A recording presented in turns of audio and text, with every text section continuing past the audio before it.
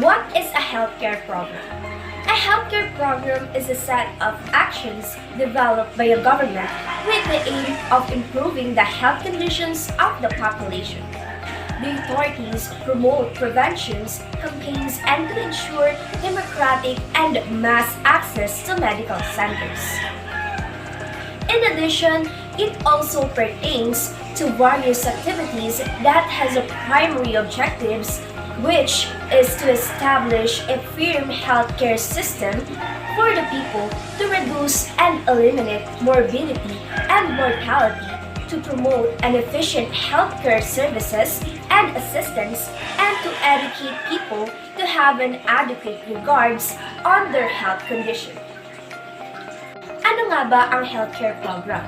Ang healthcare program ay ang mga aktibidad na isinusulong o ipinapatupad ng gobyerno o iba't ibang lokal na sektor ng pangkalusugan upang magbigay ng tulong medikal-pinansyal para sa mga mamamayan na kapuspalan. Sa pamamagitan ng pagpapatupad ng mga healthcare programs ay natutulungan natin ang bawat mamamayan upang matuto silang pangalagaan ng kanilang kalusugan at magkaroon ng masigla at malusog na pamamahay. What is the importance of conducting healthcare program? Health promotion programs improves the health status of individuals, families, communities, states, and the nation. Health promotion improves the quality of life for people of all ages group. Health promotion reduces premature death. These implemented healthcare programs plays a significant role in our life.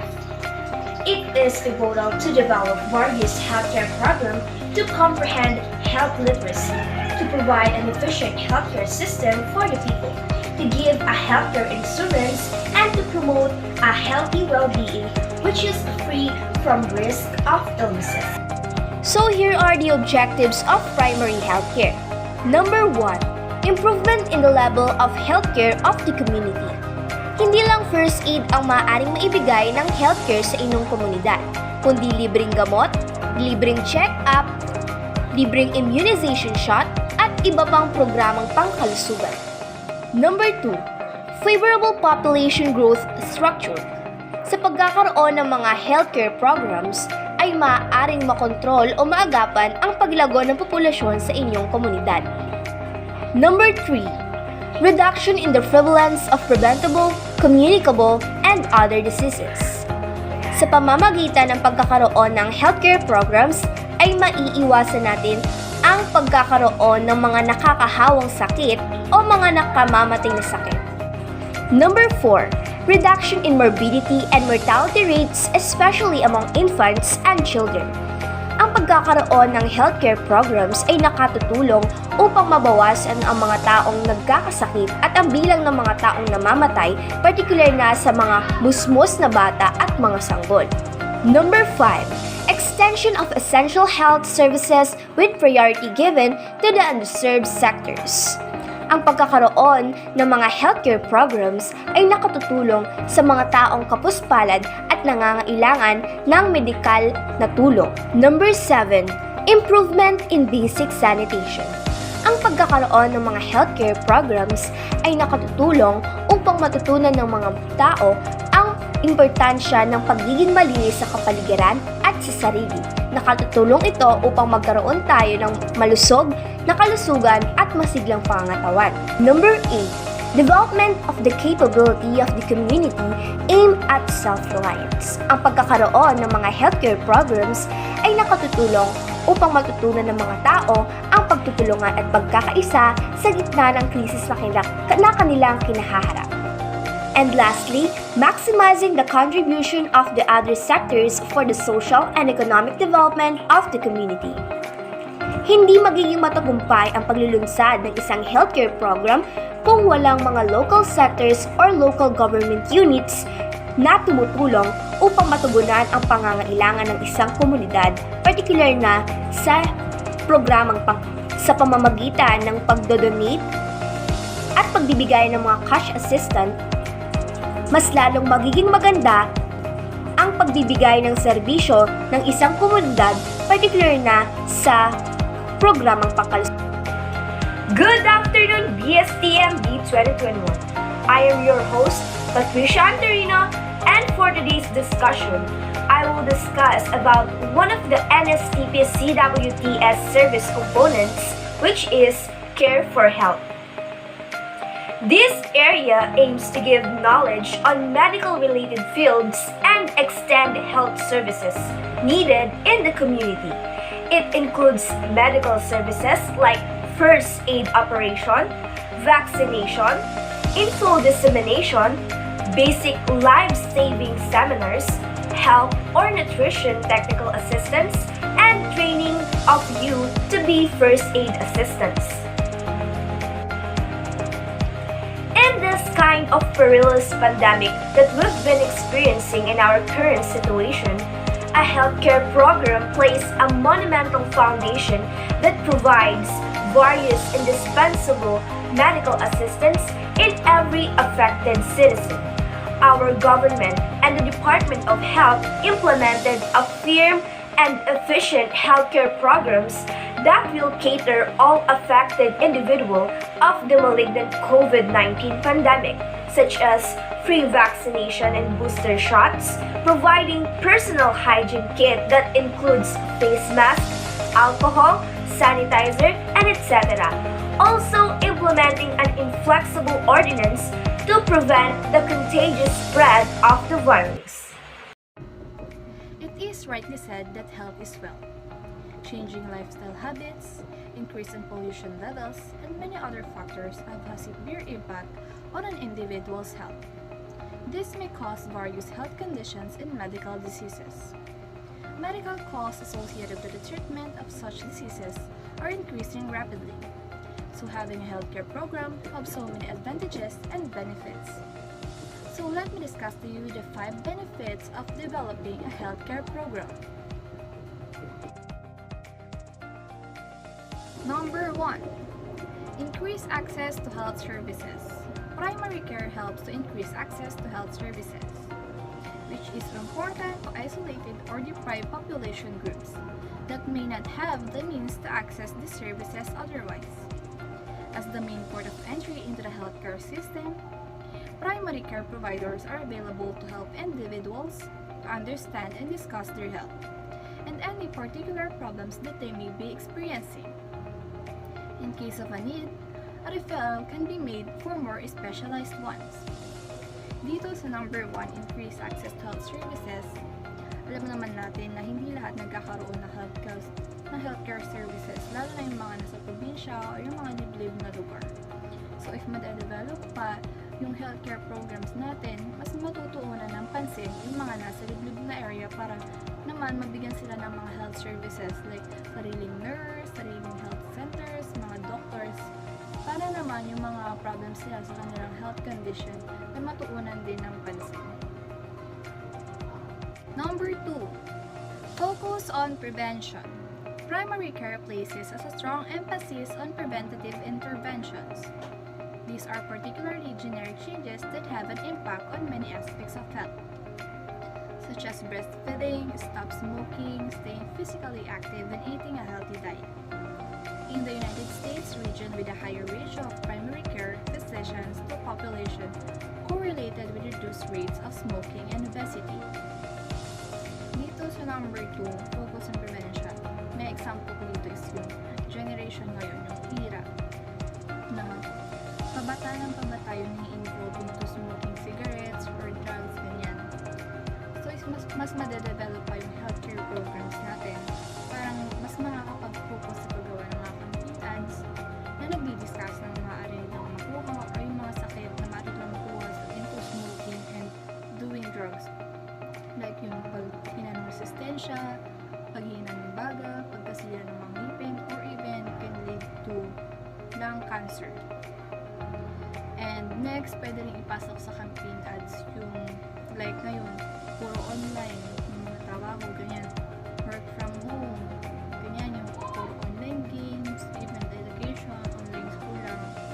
So, pwede ipasok dito yung pagiging physically health natin or physically active, involved natin sa exercises kasi pag hindi tayo naging physically active, mas sumihina yung resistensya natin at mas kinakapitan tayo ng sakit.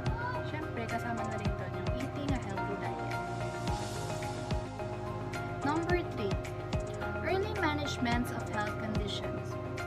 Primary care health practitioners are also in a position to recommend screening measures to detect early changes that could be indicative of specific diseases. This may include checking blood pressure, blood tests, breast examinations, mammograms, pap smears, bowel cancer screening. Some research has found that patients admitted to hospitals with complications related to unmanageable health condition, such as hypertension, were 4 times more likely to lack access to a primary health care provider. Dito sa number 3, yan, katulad sa hypertension, simpleng sakit lamang siya, ngunit hindi kasi nagkakaroon ng early management kaya nagkakaroon ng komplikasyon. So, pag mas na-develop pa natin yung healthcare system natin, mas maaagapan o mas mamamanage ng maaga yung mga simpleng sakit lamang ng mga tao sa isang community or sa isang bansa. Number 4, stronger employee-to-employee and employee-to-employer relationships. A health program helps build, maintain, and strengthen the relationship between co-workers and supervisors. And it allows employees to feel appreciated and cared about. This, in return, impacts positively on job satisfaction and employee morale. An environment in which co-workers are social and supportive further influences a healthier, happier, and more dynamic workplace. Dito sa number 4, syempre, kung ikaw ay nag-apply or ikaw ay maging isang employee ng isang company, titignan mo yung mga benefits. At importanteng titignan mo lang, besides sa benefits sa pera, is syempre yung benefits mo sa iyong kalusugan or yung mga health benefits. So, if magkakaroon ng mga healthcare system sa isang company, mas makikita ng mga employees na appreciated sila and cared about. So, masisipagan nila sa trabaho at magkakaroon ng mas magandang workplace ambience. Number 5, cashless claim benefit. Many insurance providers offers cashless claim facility. In such an arrangement, you do not have to make any out-of-pocket payments. The hospitalization expenses are settled between your insurer and the hospital. To avail of this benefit, it is imperative to get admitted at any of the insurer's network hospitals. You may fill out a pre-authorization form and display your health insurance card to enjoy the cashless facility. Dito sa number 5, kung mas madedevelop yung healthcare system, mas madedevelop din yung mga cashless claim. Like, yung mga hindi na natin kailangan pang humugot ng pera, meron na mga cashless payments. Yung mga, di ba magbabayad tayo sa counter, ganyan, hindi na yun. Meron na yung mga electronic payments na ngayon. Mas maganda nga ngayon, mas maaga kung maaga pa lang na nag-invest tayo sa mga health insurance na ganito. Kasi nga, health is wealth. Good day everyone, I'm Reina Linceres and I'm going to tackle about the 4 cornerstones or pillars in primary health care. So before we proceed, we need to know first what is primary health care. So a strong primary health care is to key improving the health of all community, peoples, and reducing health inequalities between different groups. And primary health care is a fundamental health care that is based on practical, scientifically sound, and universally acceptable methods and technology, which available and accessible to individual and families in a community as the first level of care. Also, primary health care services decrease delay and increase access to the healthcare system, offering better health outcomes. So there have 4 pillars of primary health care, which is community participation, intersectoral coordination, appropriate technology, and support mechanism made available. First one is community participation. This community participation is a social and proven approach to addressing the healthcare needs of the community people. it means the involvement of the community people concerned in analysis, decision-making, planning, and program implementation, as well as in all the activities ensures their needs living in a specific geographic area and establish mechanism to meet these needs. The responsibility of health rests not only with the government but also with individuals, families, and communities themselves. Universal coverage by primary healthcare cannot be achieved without the involvement of the local community. There have maximum resources including the manpower, money, and material. So second is intersectoral coordination. Intersectoral coordination refers to the collective action involving more than one specialized agency performing different roles for a common purposes. And health cannot be improved by intervention with just the formal health sector. Other sectors are equally important in promoting the health and self-reliance of communities. So it involves agriculture, animal husbandry, food industry, education, housing, public works, communication, and other sectors. Therefore, this department needs to be involved in attaining health for all. This cooperation requires a strong political will. Adopting the administrative system is enable such coordination, and making suitable legislation to ensure this development planning should be together and involving all the sectors to avoid duplication of activities. So third is appropriate technology. Appropriate healthcare technologies are an important strategy for improving the availability and accessibility of healthcare services.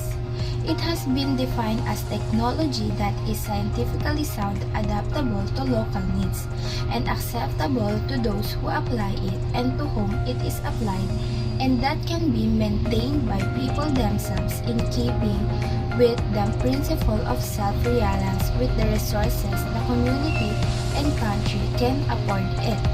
So it means using cheaper, scientifically valid, and acceptable equipment and techniques if these are available instead of costly and more sophisticated ones if the community cannot afford those. So this means methods, procedures, techniques, and equipment that are scientifically valid, adapted to the local needs, acceptable to users and recipients, and maintained with local resources. So last one is support mechanism made available.